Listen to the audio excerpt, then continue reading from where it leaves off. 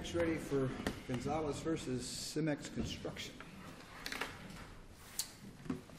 Yes, good morning. May it please the court. My name is Gregory Saldamondo on behalf of the appellants Angelo Gonzalez. I'd like to reserve 5 minutes on rebuttal. Thank you. Your Honor, I'm respectfully asking this court to reverse the lower court decision denying my motion to set aside the settlement agreement in this case, because the lower court committed reversible error in applying the wrong analysis to the issue at hand. The trial court interpreted this agreement for itself. It read it the way that it wanted to read it. And that's in clear contravention of the case law enunciated by this court and other DCAs in Florida, whereby the court was supposed to look at the agreement to determine if it was reasonably susceptible to both interpretations. The court acknowledged as such, as I mentioned in my reply brief. I asked the court, does the court agree with my interpretation as reasonable as well? And the court said, I don't know, that's what I have to decide. And it never did in the trial court order denying my motion, and it never did in the hearing that we had on this issue. Now I'm asking this court in its de novo capacity to do what the trial court failed to do, which is to look at the agreement and determine, yes, this agreement is clearly susceptible to both interpretations, and as such, it's a legally ambiguous agreement, remanded back to the trial court so that Judge Foster can then look at the intent of each parties, and I'm confident he'll see that we had different intent, is why we're here today, and then find that there is no meeting of the minds and so no enforceable contract. Now, why is this agreement reasonably susceptible to my interpretation? This was a settlement agreement. My client, the appellant, Angelo Gonzalez, we settled the case to pay the appellees $2,500 to settle the case, as evidenced by the written agreement. This was memorialized in a written agreement where paragraph number 2 states Angelo Gonzalez is to pay the total sum of $2,500. Does the total sum mean everything entire, the complete amount that he's supposed to pay to the appellees? That's my interpretation, and the agreement is reasonably susceptible to the interpretation. Well, I would agree with you that that paragraph can be read that way. This is what you pay, we're done, let's go home. But the rest of the agreement is also very clear as far as there's got to be a hearing on the attorney's fee issue. Paragraph 3, the parties shall mutually set a hearing to have the court enter a final judgment as well as a final judgment of foreclosure, liquidating the amount of attorney's fees and court costs. If the payment of $2,500 was it, what's the purpose of that paragraph? Your Honor, if I may respond to that, that's the same concern that Judge Foster raised, and as I responded to him, I'll respond the same way to the court. If Your Honor keeps reading, it says, if the amounts are not settled prior thereto. It's a conditional clause. The need for attorney's fees hearing is... If you've already settled $2,500, why is there a need for any kind of hearing? There's no need for the hearing. That's my point. Why is that in there? Why would you agree, why would you sign an agreement agreeing to set a hearing to determine fees that have already been settled?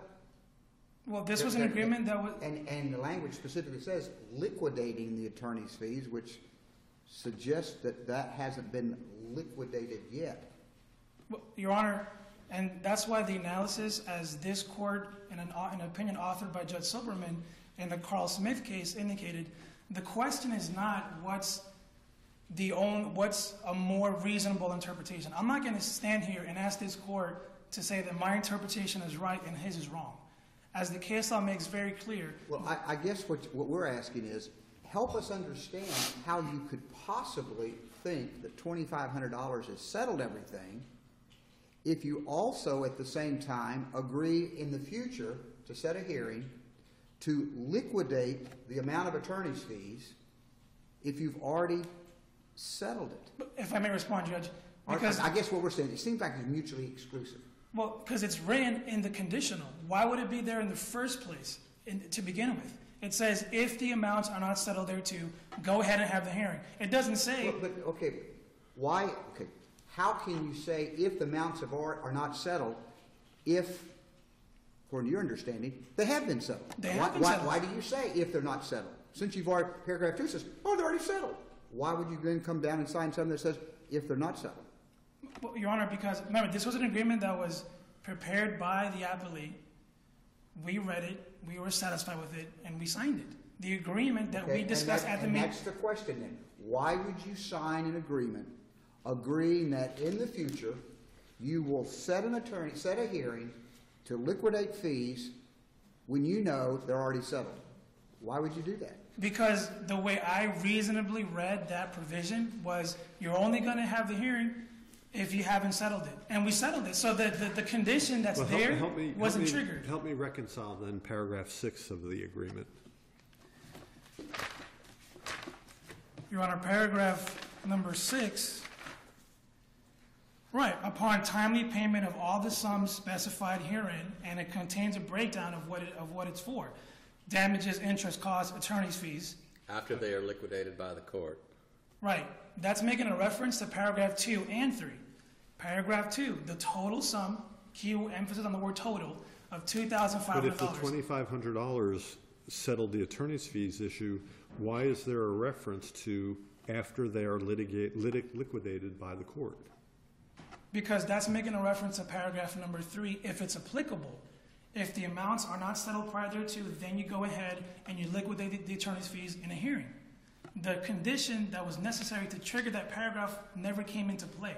Now, I'm not asking this court to find the appellee's interpretation wholly unreasonable. You're asking us on our de novo review to find your interpretation reasonable and that the contract's ambiguous. Yes, Your Honor. The case law, as announced by this court in the 2nd D.C. in the case of Carl Smith, as well as the 3rd and 4th D.C., said if both interpretations are reasonably susceptible to the language in the agreement, it's legally ambiguous.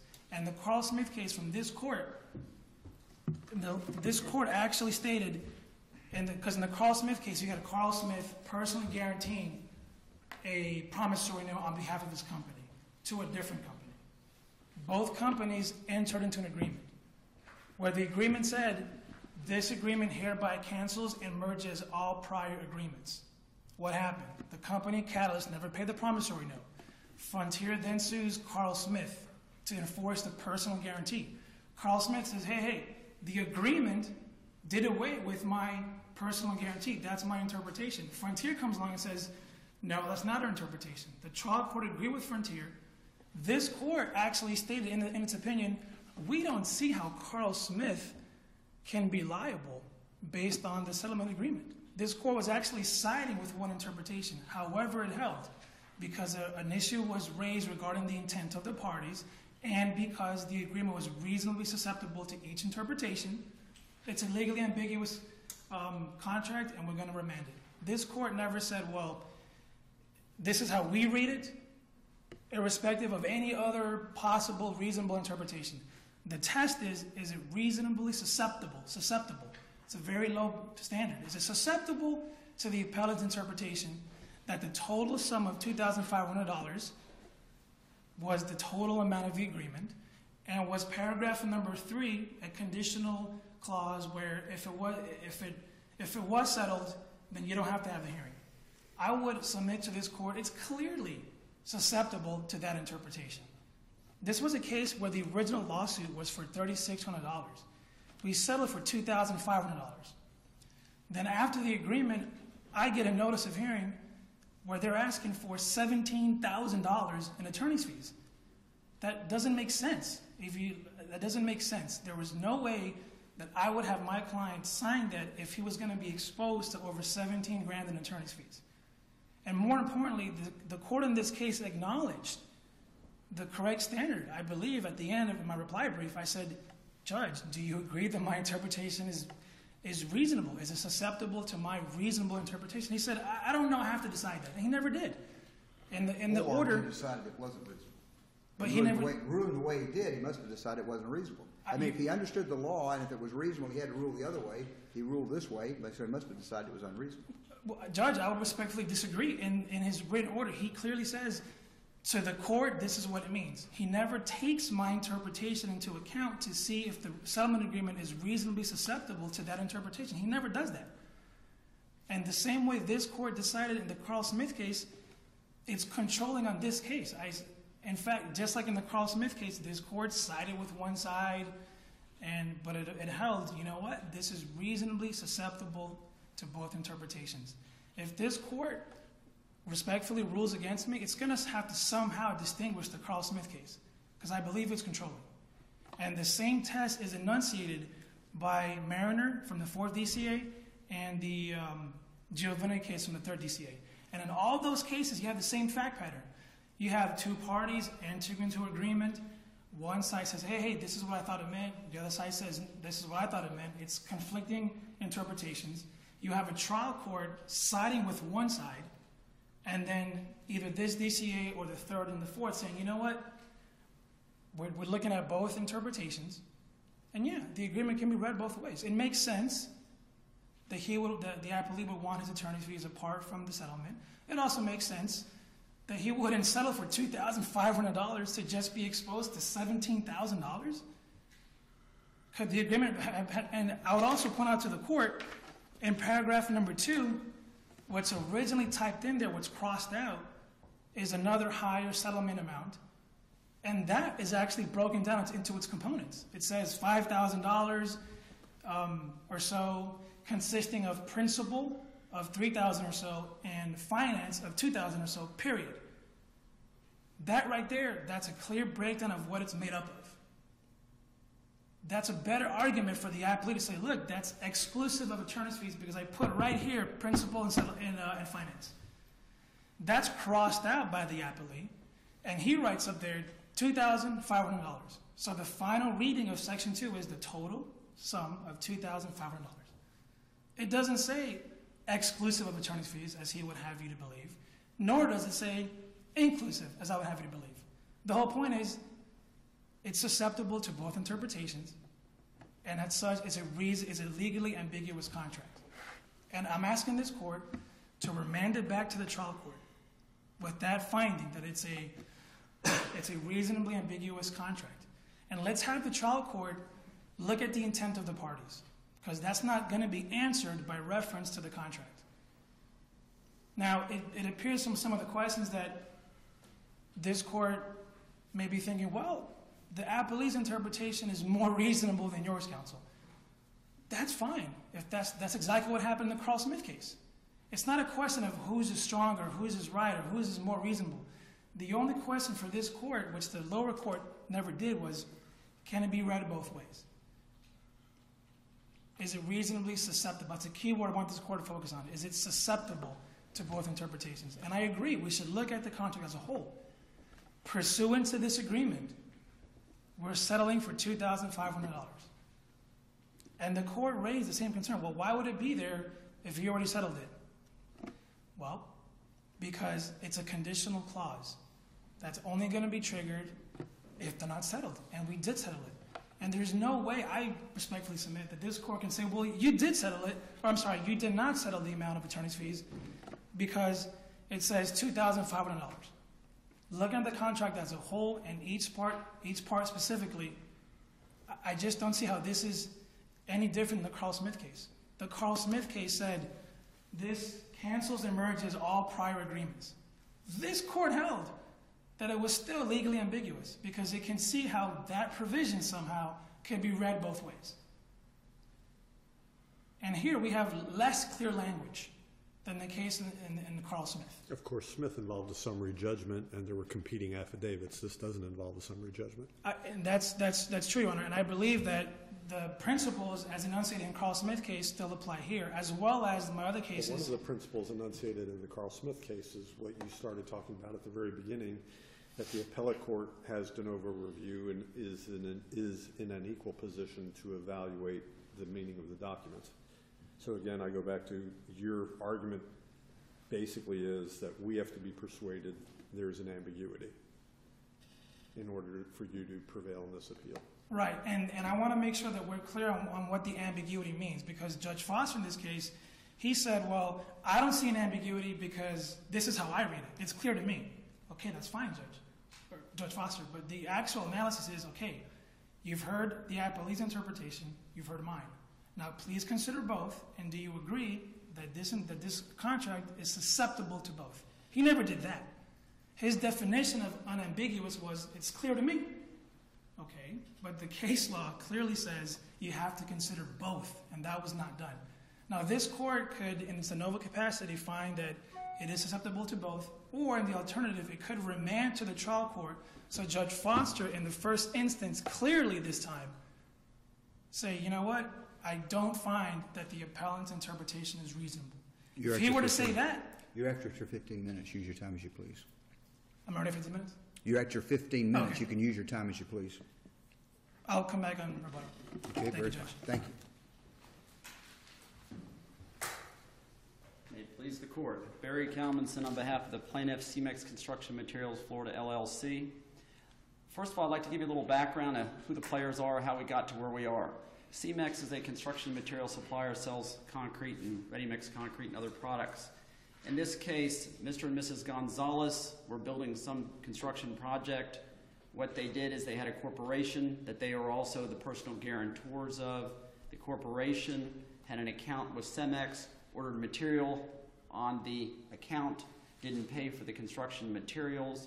After that, we sued on the account, on the personal guarantees, and on the construction lien foreclosure. So that is the background of how we got to where we are. After several years of litigation, we went and entered into a settlement agreement. But as we're here today, there's been two issues raised by the appellant, two issues that were raised in the initial brief. The first one is whether the settlement agreement is ambiguous or unambiguous, being unambiguous, meaning that my client would clearly be entitled to its attorney's fees and costs. Since it's a de novo review, you're going to get the opportunity to make that decision. Second, the appellant has also raised, but didn't argue today for some reason, that a party cannot be a prevailing party unless they try the case and win on the significant issues at trial. That's what they say in their brief. The first issue to start with is whether the document is ambiguous or unambiguous, and my opposing counsel is urging this court to dig deeper. Say, if one interpretation or the other interpretation is possibly correct, then the court needs to, in any instance, go and take testimony and evidence, which, by the way, we did take testimony and evidence, which we shouldn't have done on an unambiguous contract. But I'll get to that in a moment. So you're being asked to remand to do something that's already been done. There were 3 hearings held in this case. 1 was transcribed, 2 were not. There was testimony provided. Judge Foster, in his order, was very specific that the agreement is unambiguous. As a result of it being unambiguous, there is no need for someone to dig deeper. In this case, if you take a look at the settlement agreement, which apparently you have, paragraph 1 specifically provides that the plaintiff perfected valid causes of action. That's not just the construction lien, not just the goods sold delivered, not just the personal guarantees, but all of them, and lists them out. Plaintiff is entitled to recover its court costs and attorney's fees, and it breaks out why under 713.29 under the construction lien law, under the agreement between the parties, and pursuant to the settlement agreement. That plaintiff is the prevailing party. That's all in paragraph 1. And paragraph 3, the settlement agreement specifically provides that the parties shall set a hearing to have the court in the future liquidate attorney's fees and costs due the plaintiff. Paragraph 6 states that after the court liquidates, meaning that the court has to do something in this case, liquidates the attorney's fees and costs, the plaintiff shall dismiss the action. At one of the 3 hearings, the one that I told you about that happened to be transcribed, unlike the other 2, which there's in the record and there's a transcript that's been filed, on page 34, lines 1 to 3, my opposing counsel, Mr. Saldamondo, admitted that the words in paragraph 6, court costs and attorney's fees after they are liquidated by the court and any order related thereto becomes final, means the court, and this is a quote, court needs to determine the amount of court costs and attorney's fees, end quote, from my opposing counsel at the hearing. As you can see, the settlement agreement is unambiguous. It's clear that the plaintiff was entitled to have the court liquidate the fees and costs. That's what the court did. My opposing counsel has urged you to remand this for an evidentiary hearing. We objected to the testimony at the time on behalf of the appellant because the document was unambiguous, but Judge Foster went deeper. He took testimony. even though he determined it was unambiguous. His testimony that was taken is partially in that transcript. There's 3 hearings, one of them transcribed, one not. And he made a determination on page 2 of his detailed order, which I'd like to read to the court. The court finds that the April 26, 2012 settlement agreement between the parties is unambiguous. He goes on further to say the parties further agreed that plaintiff was entitled to its attorney's fees and costs incurred in this action. If the parties could not agree to what fees were reasonable, the parties would schedule a hearing and the court would liquidate the amount of the fees. And he goes on to dealing with other issues that haven't been addressed in this appeal. Now to the second issue. The second issue that's been raised in the initial brief is that a party can't be a prevailing party, flat out cannot be a prevailing party pursuant to a settlement agreement. On page 14 of the brief, it states a party must go to trial and prevail on the significant issues to be the prevailing party. That's what they have said. In this case, the settlement agreement provides that the plaintiff is the prevailing party, that the plaintiff is entitled to its fees and costs. And under many cases that I've cited in my answer brief, there are many situations throughout Florida law where you can be a prevailing party without going to trial and prevailing on the significant issues. For instance, an offer of judgment. You can we had a lender in here earlier. If they voluntarily dismiss a foreclosure action, defendant can be a prevailing party. You got settlement agreements, summary judgments, judgments on the pleadings. There's all kinds of ways that somebody can be a prevailing party without actually going to trial and prevailing on the significant issues. That assertion by my opposing counsel is just without merit and erroneous under Florida law. I'd request that the court affirm the orders of the lower court, and if you have any questions, I'm here. Very good. Thank you. Thank you.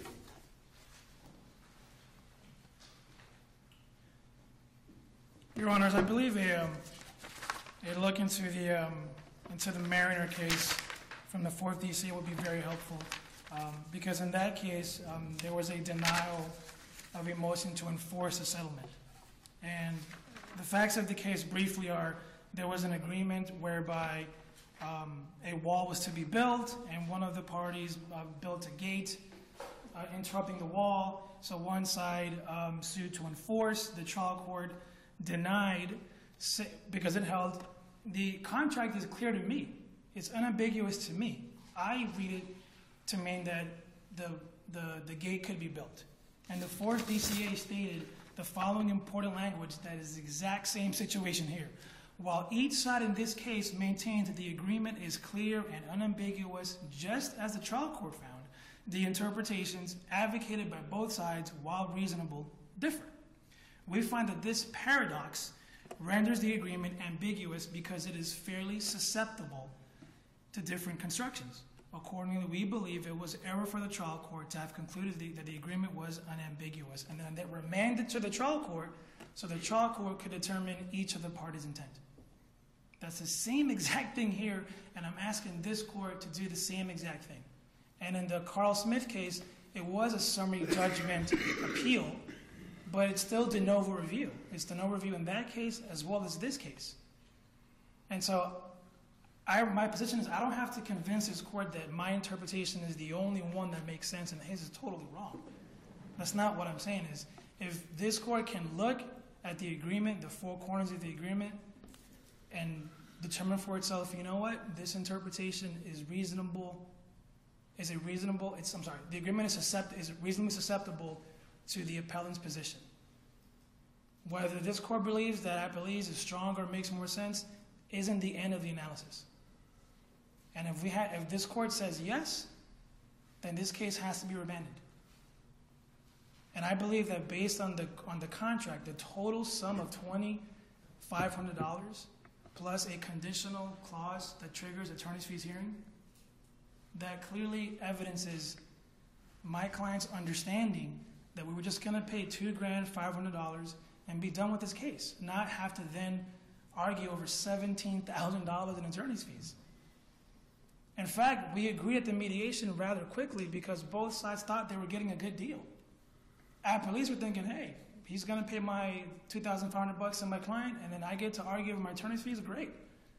we're thinking, all right, he was suing for $3,600. We're walking away with this paying less than what was demanded, and we're done. There was clearly, as this court held in the Julio Lunes case, where this court appealed the same judge, reversed the same Judge Foster, this court held that a settlement agreement only forms when one party makes an offer and the other party accepts. There must be a meeting of the minds as to the essential settlement terms in order for the agreement to be enforceable. The offer in this case was, hey, we're going to settle the case for $2,500. Have a nice day. We said, okay, we accept. The entire time, we were thinking different things. And the agreement can be read to support both understandings. Well, hey, Mr. Salamondo, I put that provision for attorney's fees there for a reason, because I was going to argue my attorney's fees later. Okay, that makes sense. But, Mr. Kalmanson, you also put the total sum of $2,500, and you crossed out a prior amount where it broke it down. That makes sense too. All right, let's kick it back to Judge Foster so he can determine what the intent of the parties were. That's what I'm asking for in this case. And so I urge this court to just simply follow the case law from this court's own decisions, from the other DCAs, and find that this interpretation of ours is supported by a reasonable interpretation of the contract and reverse Judge Foster's order. Thank you. Thank you.